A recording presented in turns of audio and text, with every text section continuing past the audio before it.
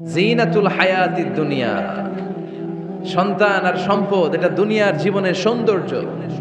ছোট ছেলেমেয়েরা সোনামণিরা না থাকলে পৃথিবীতে কোনো সৌন্দর্য থাকতো? স্বামী স্ত্রীর ভালোবাসা কয় বছর? রং ধরা যৌবন, জং ধরে শেষ। 1-2 বছর পরে আর আগের ওই মাতলামিটা থাকে না, ওই ভালোবাসাটা থাকে না। এরপরে ভালোবাসাটা হয় ছেলে মেয়েদের কারণে, ঠিক কিনা? ঘরে গেলে আব্বু আব্বু ডাকে, আম্মা আম্মু ডাকে, ছোটাছুটি করে, দৌড়াদৌড়ি করে, কান্নাকাটি করে, রাগ করে বসে থাকে, রাগ ভাঙাতে হয়, এটাই মজা, ঠিক কিনা? এজন্য আল্লাহ বলেছেন জিনাতুল হায়াতিদ দুনিয়া। ছেলে মেয়েরা, সন্তান সন্ততি হচ্ছে দুনিয়ার জীবনের সম্পদ, দুনিয়ার জীবনের সৌন্দর্য। এক আয়াতে বললেন জিনা, আবার আরেক আয়াতে বললেন ফিতনা। ইন্নামা আমওয়ালুকুম ওয়া আওলাদুকুম ফিতনা। তোমাদের সম্পদ, তোমাদের ছেলে মেয়েগুলো যেমনি সৌন্দর্য, আবার অন দা আদার হ্যান্ড তারা তোমাদের জন্য ফিতনা। কারণ এই সন্তানের মুখে খাবার তুলে দেওয়ার জন্য অনেক বাবা হারাম পন্থায় উপার্জন করে, এরকম আছে না নাই? তাহলে ওই সন্তান শুধু জিনা না, ওই সন্তান ফিতনা। এই সন্তানের কারণে বাবা দুনিয়ায় ফিতনায় পড়ে গিয়েছে, ফিতনায় জড়িয়েছে। আবার আরেক আয়াতে আল্লাহ বললেন আদুওয়া। কখনো কখনো সন্তান সন্ততি এগুলো হয়ে যায় শত্রু, বাবা মায়ের জন্য শত্রু। অনেক বাবা আছে ছেলের জন্য জাহান্নামে যাবে, আছে না নাই? অনেক ছেলে আছে বাবার জন্য জাহান্নামে যাবে। কিয়ামতের দিন বাবা ছেলেরে পরিচয় দিবে না, ছেলে বাবারে পরিচয় দিবে না, একে অপরের শত্রু হয়ে যাবে, ঠিক কিনা? কারণ দিনটা বড্ড ভয়ঙ্কর, কেউ কাউরে চিনবে না। সেদিন হবে 50,000 বছরের সমান একটা দিন। সবার মুখে একটাই চিৎকার, ইয়া নাফসি ইয়া নাফসি। আকাশের জলজলে সূর্যটা অনেক দূরে, তারপরেও তাকাতে কত সমস্যা হয়, অনেকেই ভাবে আছেন। সেই সূর্যটা, তেজদীপ্ত সূর্যটা কিয়ামতের মাঠে মাথার একেবারে কাছাকাছি চলে আসবে। সূর্যের প্রচন্ড তাপে মাথার মগজগুলো গলে গলে নাকের ছিদ্র আর কানের ছিদ্র দিয়ে বেয়ে বেয়ে পড়বে। হুফাতান উরাতান মুশাতান গুরলা। পায়ে দেওয়ার মতো কারো জুতা থাকবে না। আজকে এই যে বাটা জুতা পরে আসছেন, অ্যাপেক্সের জুতা, কিয়ামতের দিন জুতা থাকবে পায়ে, গায়ে জামা থাকবে না। Everyone will stand up as naked. There is no dress, no costume, no garment in their body. দেহে কোনো পোশাক নাই, পেটে খাবার নাই, পায়ে জুতা নাই, সূর্যটা মাথার কাছে, তৃষ্ণায় জিহ্বাটা বের হয়ে নাভি পর্যন্ত ঝুলতে থাকবে। সবাই বলবে আল্লাহ আমারে বাঁচাও, আমারে বাঁচাও। ওই দিন বাবা ছেলেরে চিনবে না, ছেলে বাবারে চিনবে না। অনেক বাবা ছেলের কারণে জাহান্নামী হবে, অনেক ছেলে বাবার কারণে জাহান্নামী হবে। তাহলে তখন বাবা ছেলের শত্রু হয়ে যাবে, ঠিক কিনা? তাহলে কোরআন সাধারণত বলল কিছু কিছু জিনিসের প্রতি মানুষের আকাঙ্ক্ষা জনমভর। এর মধ্যে অন্যতম হলো সন্তান সন্ততি। এই সন্তান কখনো হয়ে যায় জিনা মানে সৌন্দর্য, আবার এই সন্তান কখনো হয়ে যায় ফিতনা মানে পরীক্ষা, আবার এই সন্তান কখনো হয়ে যায় আদুয়া মানে শত্রু, ঠিক কিনা? আমাদের সন্তানরা যেন আমাদের জন্য পরীক্ষাও না হয়, শত্রুও না হয়। আমাদের সন্তান যেন আমাদের চক্ষু শীতলের কারণ হয়, ঠিক কিনা? এজন্য আল্লাহ মুমিনদেরকে শিখিয়ে দিয়েছে, দোয়া করো, আল্লাহর কাছে চাও যে আল্লাহ আমাকে এমন সন্তান দেন, আমাকে এমন স্ত্রী দেন যাদের দিকে তাকালে আমার চোখ জুড়িয়ে যাবে। আল্লাহ বললেন তোমরা আমার কাছে চাও আর পড়ো, রব্বানা হাব লানা মিন আজওয়াজিনা ওয়া যুররিয়াতিনা কুররাতা আ'য়ুন ওয়াজআলনা লিল মুত্তাকিনা ইমামা। ও আমাদের রব, আমাদেরকে এমন স্ত্রী দান করেন, এমন সন্তান দান করেন, যে স্ত্রীদের দিকে তাকালে, যেই সন্তানের দিকে তাকালে আমাদের হৃদয়টারে জুড়িয়ে দিবে কে? এরকম স্ত্রী, এরকম সন্তান আমরা চাই কি চাই না? ঘরে ঢুকার পরে স্ত্রীর দিকে তাকালে কলিজা ঠান্ডা হয়ে যায়, সন্তানের দিকে তাকালে হৃদয়টা জুড়িয়ে যায়। এরকম সন্তান আমরা চাই না? কথা বলতে হবে, চাই কি চাই না? এরকম সন্তান কেমন করে আপনারা গঠন করবেন, কেমন করে সন্তানকে মানুষের মতো মানুষ বানাতে হয়, এই নিয়ে কিছু কথা আজকে আমরা শুনবো। মনোযোগ আছে? কষ্ট হচ্ছে না তো? আমি যতক্ষণ আছি ততক্ষণ থাকবেন? কারা কারা?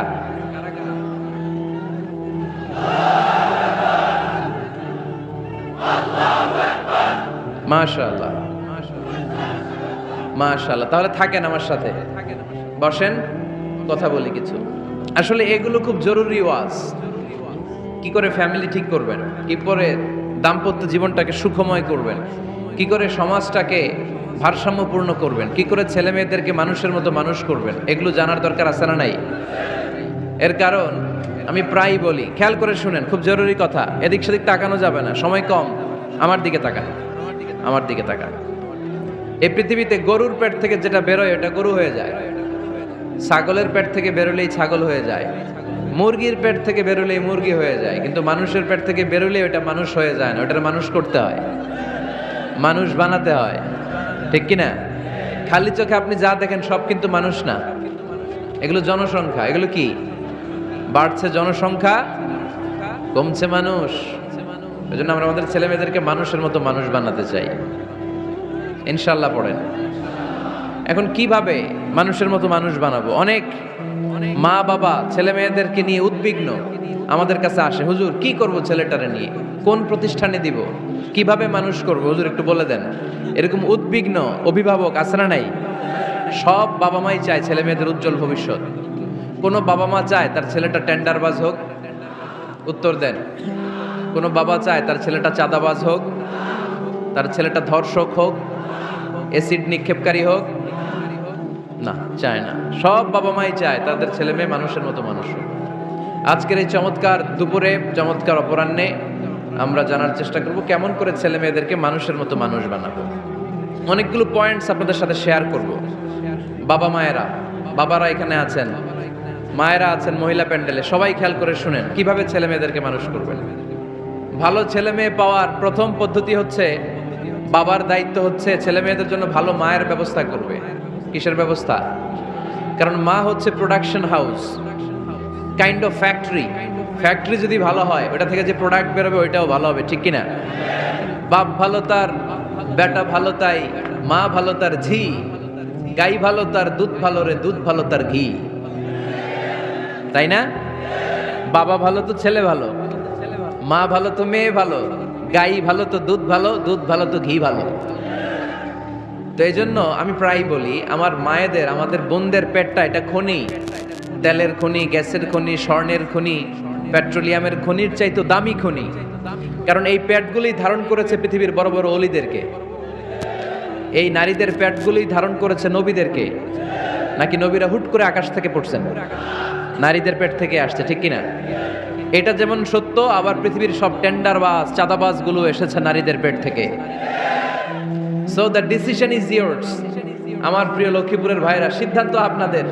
আপনাদের ঘরের এই মাকে, এই বোনকে আপনি কিভাবে তাদের যত্ন নেবেন, কিভাবে তাদেরকে কোরআন সুন্নাহর পথে রাখবেন, এই দায়িত্ব আপনার। এজন্য প্রত্যেকটা বাবার দায়িত্ব।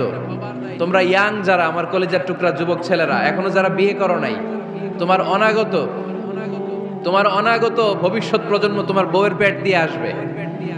So when you choose your life partner, you don't choose your life partner only. At the same time, you are choosing the mother of your upcoming sons and daughters.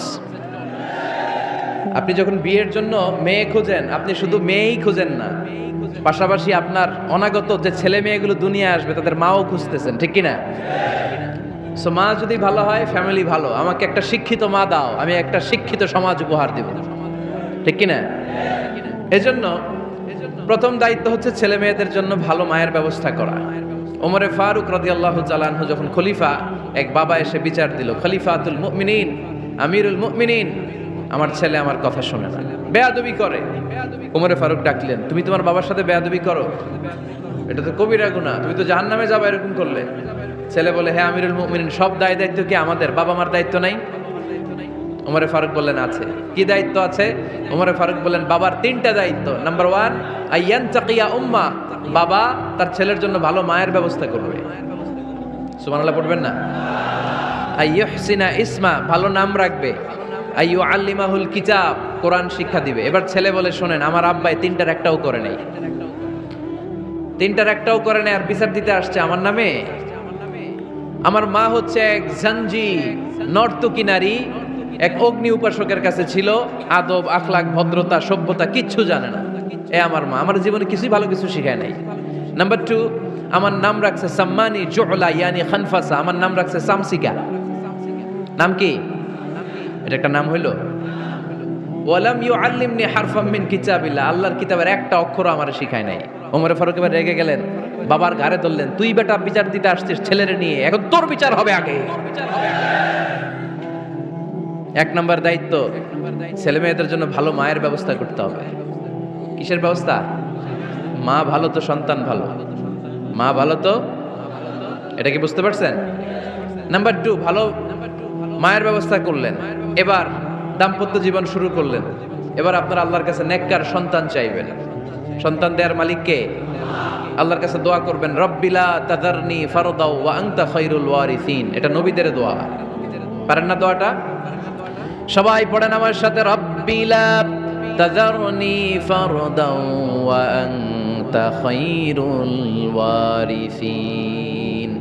এর মানে হলো, আল্লাহ আপনি আমারে নিঃসন্তান বানিয়ে এই দুনিয়ায় রাখবেন না, আপনি তো উত্তম উত্তরাধিকার তৈরিকারী, আপনি উত্তম সন্তান দানকারী, ঠিক কিনা? আল্লাহ তাআলা সন্তান দেন, এজন্য আপনি দোয়া করবেন, এই দোয়াগুলো পড়বেন।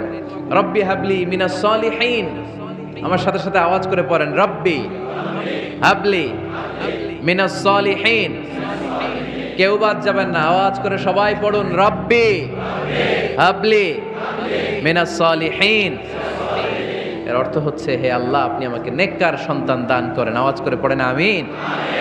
নেককার স্ত্রী, নেককার সন্তান আল্লাহর কাছে চাইতে হয় ভাইয়েরা, না চাইলে পাওয়া যায়। তাহলে 1 নম্বরে ভালো মায়ের ব্যবস্থা করলাম সন্তানের জন্য, 2 নম্বরে আমরা আল্লাহর কাছে দোয়া করলাম, 3 নম্বরে আল্লাহ দোয়ায় সাড়া দিলেন, আল্লাহ ছেলে বা মেয়ে কিছু একটা দিলেন, তখন শুকরিয়া করবেন কার? নাকি না শুকরি করবেন? অনেকে ছেলে পছন্দ করে, মেয়ে পছন্দ করে না, আছে না নাই? আলহামদুলিল্লাহ এইখানে এরকম কেউ নাই। এই আছে, তুমি জানলা কেমন? আমি বাঁচাই দেওয়ার জন্য বললাম নাই, এরপর এরা কয় আছে। যদি কেউ থেকেও থাকে, চেঞ্জ ইউর মাইন্ড, আপনার মাইন্ডটা চেঞ্জ করেন। ছেলে হোক মেয়ে হোক, শুকরিয়া করবেন কার? কারণ পৃথিবীর এই যে বড় বড় বিজ্ঞানীরা মাইক বানাতে পারে, মোবাইল বানাতে পারে, কম্পিউটার বানাতে পারে, রকেট বানাতে পারে, জেট প্লেন বানাতে পারে, হেলিকপ্টার বানাতে পারে, কিন্তু পৃথিবীর সব বিজ্ঞানীরা মিলে একটা বাচ্চা বানাতে পারবে? একটা সন্তান বানাতে পারবে?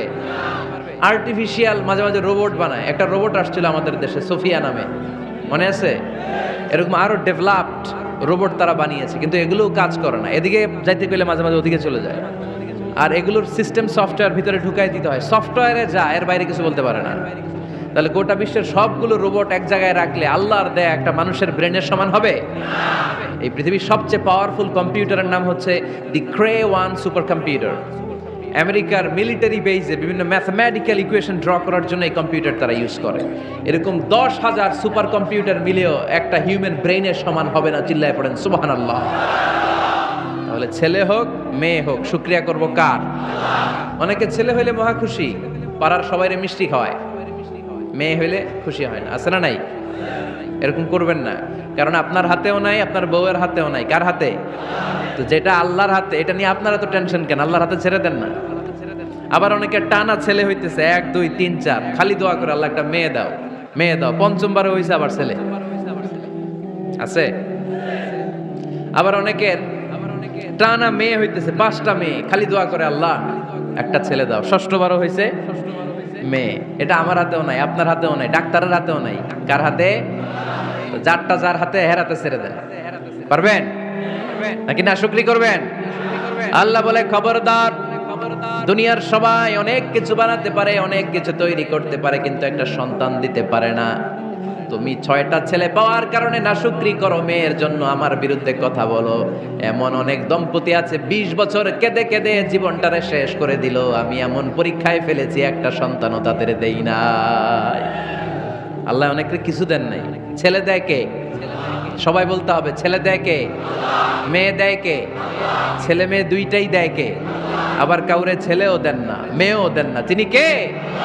এজন্য তিনি বললেন, ইয়াহাবু লিমান ইয়াশাউ ইনাসান ওয়া ইয়াহাবু লিমান ইয়াশাউ যুকুর আও ইউযাওয়িজুহুম যুকরানা ওয়া ইনাসা ওয়া ইয়াজআলু মান ইয়াশাউ আকীমা ইন্নাহু আলীমুন কাদির। পড়েন সুবহানাল্লাহ। আল্লাহ ডেকে বললেন, আমি এমন এক সত্তা, আমি যারে চাই তারে ছেলে দেই, যারে চাই তারে মেয়ে দেই, যারে চাই তারে ছেলেও দেই, মেয়েও দেই। আমি এমন এক সত্তা, যারে চাই না তারে ছেলেও দেই না, মেয়েও দেই না। তিনি কে? তিনি দেন। এজন্য শুকরিয়া করবেন কার? তিনটা চলে গেল, ছেলে হোক মেয়ে হোক, শুকরিয়া করো। 4 নাম্বার, ছেলে দেখ মেয়ে দেখ, সন্তান হওয়ার সাথে সাথেই ছেলের কানে বা মেয়ের কানে আজান দিতে হবে। কে দিতে হবে? আজান দিতে হবে। দেন না আপনারা? দিবেন নাকি ইমাম সাহেব হুজুর আসবে তারপরে দিবে বসে থাকেন? খতিব সাহেব হুজুর না আসলে তার আজান দেওয়া যাবে না, বড় হুজুর না আসলে তার দেওয়া যাবে না, এরকম না। মুসনাদে আহমদ ইবনে হাম্বলের হাদিস, ফাতেমা রাদিয়াল্লাহু তাআলা আনহার প্রথম সন্তান ইমাম হাসান রাদিয়াল্লাহু তাআলা আনহু, আল্লাহ রাসূলের নাতি ইমাম হাসান যখন জন্মগ্রহণ করলো, বিশ্বনবী নিজে এসে হাসানকে কোলে নিয়ে হাসানের কানের সামনে আজান দিয়েছেন। আযানা রাসূলুল্লাহি সাল্লাল্লাহু আলাইহি ওয়াসাল্লাম আলা উযুনাইল হাসান হিনামা ওয়ালাদাতহু ফাতিমাতু বিসসালাহ। বিশ্বনবী নিজে আজান দিয়েছেন। আজান দিতে পারেন আপনারা? পারেন না সবাই? আল্লাহু আকবার, আল্লাহু আকবার, আল্লাহু আকবার, আল্লাহু